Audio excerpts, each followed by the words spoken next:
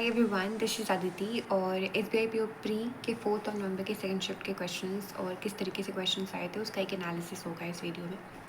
सबसे पहले बात करते हैं इंग्लिश की। तो इंग्लिश में सबसे पहले तो वो आपको पैराग्राफ कॉम्प्रहेंशन आएगा। तो उसमें एक रैन का सिनोनिम्स पूछा था कि अगर हम जो सेंटेंस था उसमें रैन था और रैन तो मैंने कंडक्टर लगाया उसका सिनोनिम्स, और एक और था एसोसिएटेड का सिनोनिम्स पूछा था। तो ये दोनों सबसे पहले मैंने किया, बाकी सबको स्किप किया और सीधा मैंने फिर करेक्ट सेंटेंसेस किए। करेक्ट सेंटेंस करने में करेक्ट सेंटेंस सिलेक्ट करना था। 4 सेंटेंसेस दिए थे और कभी कभी ऑल आर करेक्ट और ऐसे करके भी ऑप्शंस थे। तो उसमें आपको ज़्यादा वो डिफ़िकल्ट नहीं था मेरे ख्याल से। आप इजीली एलिमिनेट कर सकते हो कि कौन सा उसमें सही है या फिर कौन सा गलत है। तो देखते देखते ही आपको एक करेक्ट मिल जाता है उसमें, अगर आप अच्छे से इंग्लिश रीडिंग करते हो तो। बहुत ही एविडेंट गलतियाँ थी उसमें, जैसे यूजुअल होता है तो उसमें यूजुअल लगा दिया था, तो वैसे आप कर सकते हो। तो वो उसके 3-4 क्वेश्चंस थे। उसके बाद 5 लास्ट में एक पूरा पैसेज था जिसमें कि जो टॉपिक था about social media and influencers, कैसे वो पॉपुलैरिटी गेन करना चाहते हैं और जो फेम उसके साथ एसोसिएटेड होता है उससे रिलेटेड एक पैराग्राफ था जो कि बहुत अच्छा था। अगर आप उसको समझ समझ के पढ़े तो बहुत ईजिली आप गेस कर सकते हैं क्या इसके बाद क्या आएगा, इसके बाद क्या होगा। तो वो बहुत ईजी था। वो बना मेरा 5 क्वेश्चंस। उसके बाद आपको 5 फिल इन द सेंटेंसेस थे। वो थोड़े मुझे डिफ़िकल्ट लगे क्योंकि 1-2 क्वेश्चंस, 1-2 आंसर्स तो मैं एलिमिनेट कर पा रही थी, लेकिन कुछ कुछ लग रहा था जैसे 2 में कन्फ्यूज़न हो रहा था। तो वो मेरे ख्याल से एक शायद गलत हो सकता है मेरा, बट फिर भी मैंने बहुत श्योर करके कोशिश की उसको करूँ। तो जैसे आपको 5 4-5 तो ज़रूरी होंगे उसमें, तो वैसे थे। फिर करेक्ट सेंटेंसेस हो गया, पैसेज हो गया, कॉम्प्रहेंशन आपका हो गया। कॉम्प्रहेंशन लास्ट में ही करना मुझे अच्छा लगता है क्योंकि शुरुआत में हो सकता है आप ढूंढें और आपको ना मिले उसका आंसर। आप कितनी भी स्कीमिंग करें लेकिन आप उस तक पहुंच भी जाएं लेकिन फिर भी आपको क्लियर ना हो पढ़ने के बाद कि क्या एग्जैक्टली पूछ रहा है। तो इसलिए मैं छोड़ दिया था उसमें। तो लास्ट मैंने किया सिनोनिम्स करके छोड़ा था। तो उसके बाद फिर आपको 2-3 जो आपको आते हैं, 2 कॉलम्स 2 रोज़ में होते हैं और आपको मैच करना होता है। तो अगर आपको पढ़ते पढ़ते एक मैच हो जाता है, तो अगर ए और ई मैच कर रहा है, ए साइड का और ई साइड का मैच, तो ए ही ले लीजिए और देखिए ऑप्शंस में कि ए ही कौन सा है। ए के शायद 2 ही ऑप्शंस होंगे, ए ई, बी डी और ई एफ। तो फिर देखिए कि बी डी मिल रहा है, नहीं मिल रहा है तो ए ई एफ होगा। तो वैसे करती हूँ मैं। तो वो मैंने किया। फिर आपको वर्ड रीअरेंजमेंट था। वर्ड रीअरेंजमेंट के 3-4 क्वेश्चंस थे और तीनों में मुझे लगता है थोड़ा आपको बहुत प्रिसाइज होकर के पढ़ना पड़ेगा। ईजी नहीं था वो। ईजी तो मैं नहीं कहूँगी, ईजी तो नहीं था क्योंकि उसमें आपको कुछ एक तो इनफैक्ट मैंने स्टार मार्क किया, उसके बाद मैं फिर लौट के भी आई, फिर भी मुझे समझ क्लियर नहीं हुआ कि इसमें कौन सा सही होगा। ठीक है। तो वर्ड रीअरेंजमेंट थोड़ा डिफ़िकल्ट था। वर्ड रीअरेंजमेंट मतलब वही कि 3 वर्ड्स, एक सेंटेंस के 3 वर्ड्स दिए रहते हैं और तीनों वर्ड्स वो आपको अरेंज करने होते हैं कि हाँ ए जो है वो सी के पास, सी की जगह चला जाएगा, सी बी की जगह चला जाएगा। तो ये वाला क्वेश्चन। उसके बाद इंग्लिश हो जाता है। इंग्लिश मुझे लगता है एक, आई डोंट नो, अगर मैं मॉडरेट कहूँ, डिफ़िकल्ट कहूँ या ईजी कहूँ तो मेरे प्रिपरेशन लेवल के हिसाब से होगा। तो मेरा ईजी ज़रूरी नहीं है कि आपके लिए भी ईजी होगा, मेरा मॉडरेट ज़रूरी नहीं है कि आपके लिए मॉडरेट होगा। तो मेरे ख्याल से English was not tough, definitely not tough. Easy to moderate कह सकते हैं और मॉडरेट की तरफ थोड़ा सा ज़्यादा। ठीक है। तो ईजी भी नहीं कह सकते, मॉडरेट की तरफ थोड़ा ज़्यादा। अभी बात करते हैं रीजनिंग की। रीजनिंग इनफैक्ट लास्ट में आया था, सेकंड में मैथ्स आया था। तो मैथ्स की बात कर लेते हैं। मैथ्स में एक एज वाला क्वेश्चन था जिसमें 2 वेरिएबल थे, एक्स और वाई वाले। दोनों का एज एक्स और वाई के टर्म्स में x+6 और y+6, फिर दोनों का एवरेज दिया हुआ था। दोनों का कि इतने साल के बाद 46 हो जाएगा। तो एक्स की वैल्यू वगैरह वैसे निकालनी थी, मैंने नहीं किया। मैथ्स मेरा वैसे भी ज़्यादा टाइम जाता नहीं। इंग्लिश में अटेंड 24 क्वेश्चन थे मैथ्स में। फिर 5 DI 2 था।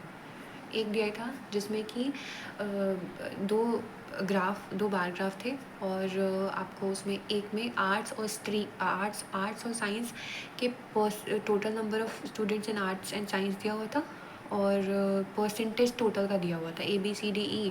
तो A 22% आउट ऑफ 500। तो आर्ट्स और स्ट्रीम का आप आर्ट्स और साइंस का निकाल सकते हो। और फिर आप साइंस का अलग दिया हुआ था एक ग्राफ में कि साइंस में पर्टिकुलरली कितने बच्चे हैं। तो फिर वैसे आप डाटा निकाल लो। उसके बाद फिर आपको क्वेश्चंस 2-2 लाइन के तो नहीं थे, डेफिनेटली 3-3 लाइन के थे। बट हाँ, एक चीज़ है, आप जब ABCD सेट कर लेते हो, सबका डाटा निकाल लेते हो, तो फिर आप पूरा सेंटेंस ना भी पढ़ो ना, तो आपको A साइंस B साइंस वैसे करके आप पढ़ सकते हो कि हाँ A science B science plus, और वैसे कर दो फिर, तो वो ईजी पड़ते हैं मेरे हिसाब से। तो डाटा तो हमेशा ही मैं निकाल लेती हूँ, कभी ऐसे खुले क्वेश्चंस करने की कोशिश नहीं करती हूँ अगर मुझे DI ईजी लग रहा है तो ये मैंने किया पूरा। फिर मैंने मिसिंग नंबर किया। मिसिंग नंबर में एक का 4-5 क्वेश्चन थे मिसिंग नंबर के। तो मिसिंग नंबर में एक का लॉजिक था, वो मैंने लास्ट में किया। मैं क्वेश्चंस वहीं पहले करती हूँ जिस चीज़ को देख के मुझे कॉन्फिडेंस आता है कि हाँ मैं ये कर लूँगी, ठीक है। क्योंकि और सबसे बड़ी बात होती है, क्वेश्चंस कभी फंसिए मत। हमेशा याद रखिए कि आप ये क्वेश्चन जब छोड़ेंगे ना, अगर आपको लग रहा है 1 मिनट ज़्यादा लग गया ना भाई, तो छोड़ के निकल लो फिर। क्योंकि ऐसा लगता है कि अगर ये एक क्वेश्चन आप करने बैठेंगे ना, ऑल्दो वो आपसे होगा शायद, बस वो 20 मिनट निकलने के बाद होगा शायद, तो आप उसको छोड़ दो। आप सोचो कि इस एक क्वेश्चन के बदले की जगह हम 2 क्वेश्चन कर लेंगे, ठीक है।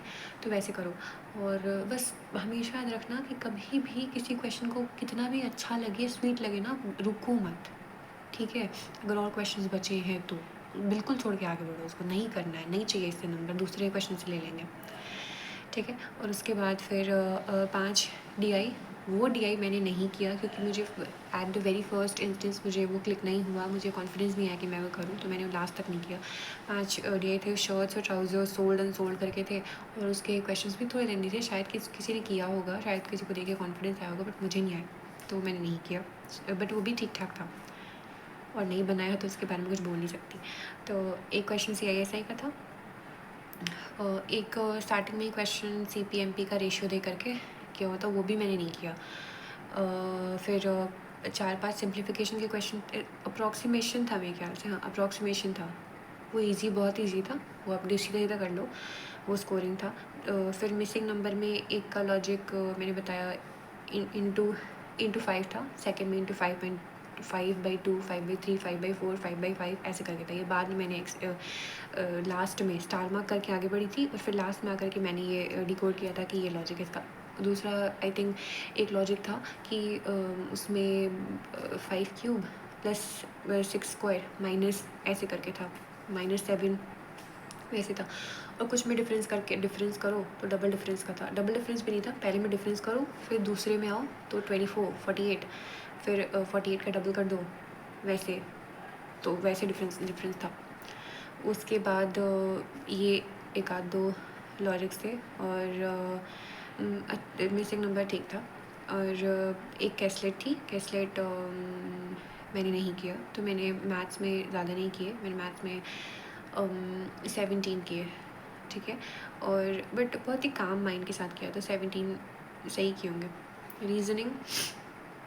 रीजनिंग लास्ट में था, तो रीजनिंग के क्वेश्चंस कुछ ऐसे थे कि सबसे रीजनिंग आई थिंक बहुत अच्छा था, हाँ। और मैथ्स का लेवल आई थिंक मॉडरेट कह सकते हैं, बट पता नहीं, मेरे हिसाब से मेरा मैथ्स कोई उतना बिल्कुल भी उतना स्ट्रॉन्ग नहीं है, तो मैथ्स मेरे लिए मॉडरेट ही था मेरी प्रिपरेशन के हिसाब से।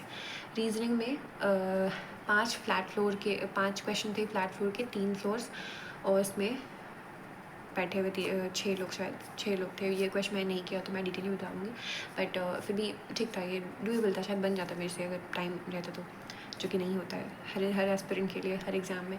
तो 5 नंबर के क्वेश्चन थे, अनसर्टेन रो वाला था, सर्कल वाले क्वेश्चन, सर्कल में बैठे लोग नहीं आए थे, रो था। मेरे लास्ट में आई थिंक 12 लोग बैठे थे, 12 लोग बैठे थे, तो वो बहुत ईजिली, इनफैक्ट मैंने ये क्वेश्चन अनसर्टेन, मैंने जब सारे होप्स छोड़ दिए थे कि अब मेरे से कुछ नहीं होने वाले हैं, और 3 मिनट शायद था, तो 3 मिनट में मैंने 1.5 मिनट में शायद ये पजल किया, और लास्ट में, और फिर मैंने जल्दी, फिर मैं बड़ी खुश हो गई कि हाँ चलो ये 5 नंबर ही मिल गया मुझे, तो मैंने फिर वो किया लास्ट में। और 5 क्वेश्चन थे, सीनियरिटी बेसिस वाला पजल था, जिसमें कि 9 लोग बैठे थे, 9 लोग डेजिग्नेशन पे थे, तो वो भी आई थिंक कोई डिफ़िकल्ट नहीं था, बहुत ईज़िली बन गया। फिक्स पोज़ीशंस भी दिए थे, तो ठीक था वो। और स्टार्टिंग में डायरेक्शन डिस्टेंस का क्वेश्चन था, जो कि आराम से, उसमें कोई दिक्कत वाली चीज़ नहीं थी। बस एक काम माइंड के साथ ठीक पढ़ते चलो, राइट है तो राइट ही जाओ, बीच में लेफ़्ट मत मुड़ो। बस यहीं पे एग्ज़ाम ही ख़राब हो जाता है। अगर आपने राइट को लेफ़्ट पढ़ लिया, या फिर लेफ़्ट को राइट पढ़ लिया, आपने अगर लिखा है कि ए इज़ नॉट GM और आपने ए इज़ GM पढ़ लिया, बस यही एग्ज़ाम ख़राब हो जाता है आपका, और आप 5 नंबर से रह जाते हो। तो जो करो अच्छे से करो, सही पढ़ो, क्योंकि जहाँ गलत पढ़ोगे वहीं पे पूरा पज़ल गलत, फिर ये जो दिमाग है ना, फिर ये बिल्कुल कॉन्फिडेंस लूज़ कर जाता है। और एक ऑड वन आउट वाला था कि जैसे PQR तो PR, और DEF तो DF, PR DF एक हो गया, 2 PQR DEF, बीच में एक गैप, ये ठीक है। इसी सीक्वेंस में और सारे थे 5 क्वेश्चन, और एक जो था उसमें उसके जो दो अल्फ़ाबेट्स थे, उनके बीच में 2 का गैप हो गया था, तो वो ऑड वन आउट हो गया। एक जो था वैकेशन था शायद, वैकेशन में फॉरवर्ड बैकवर्ड में कितने पेयर्स बन रहे हैं वो बताना था। एक था जिसमें कि जो बताते हैं कि अल्फ़ाबेट से कितने वर्ड्स बनेंगे, तो I think to the best of my knowledge STAY बन रहा था, तो मैंने बहुत दिमाग लगाया, स्टे ही मुझे लगा, स्टे ही बनता है, बाकी तो अगर बनता है तो बता दो, मतलब स्टे, ठीक है। तो मैंने एक ही लगाया, और फिर मैंने शायद बताया है ये कि 12 लोग बैठते हैं, ABCDEF नॉर्थ बैठते हैं, PQRSTU साउथ बैठते हैं, 6 लोग हैं। तो ये वाला पज़ल, इसी पज़ल ने मेरा जो स्कोर था वो कहीं ना कहीं डेफिनेटली बिगाड़ दिया है मेरे हिसाब से। ये बनता मेरे से ईज़िली, तो मैंने पता नहीं क्या गलत पढ़ा, क्या किया पता नहीं, बट या फिर आई डोंट नो, बट यही वाला एक पज़ल मेरा रह गया जो मुझे बनाना था। तो ये भी ठीक ठाक ही ईजी था, और फिर 3-4 इनइक्वालिटी से क्वेश्चन थे जो मैंने शुरू में ही बना लिया। इनइक्वालिटी शुरू में बनाया, वेन डायग्राम मेरा फेवरेट है, वो शुरू में बनाया। फिर मैंने डायरेक्शन डिस्टेंस का क्वेश्चन बनाया। फिर मैंने 12 लोग वाला पज़ल ट्राई किया, जो मेरे से नहीं बना, बट मैंने अपना कॉन्फिडेंस नहीं खोया, बुला देती, एग्ज़ाम बचा है, कोई दिक्कत नहीं है। उसके बाद मैंने अनसर्टन वाला पज़ल बनाया, फिर मैंने ऑड वन आउट बनाया, फिर मैंने वैकेशन बनाया, स्टे बनाया, और ऐसे बना के मैंने रैप अप किया। और रीज़निंग मेरे हिसाब से ईजी था। रीज़निंग को मैं डिफ़िकल्ट या मॉडरेट नहीं बोलूँगी, रीज़निंग ईजी था अगर SBIPO एग्ज़ाम की बात करें तो। और ओवरऑल जो मेरे अटेम्प्ट्स थे वो 66 थे। तो ऑल्दो मैंने जब निकली तो मैंने सुना लोगों ने 80 अटेम्प्ट्स पे किए, 77, 72 बहुत सारे अटेम्प्ट्स किए। तो 24 इंग्लिश, 25 रीज़निंग एंड 17 मैथ्स। तो बस इतना ही किया, बाकी आप अपने स्कोर्स बताइए।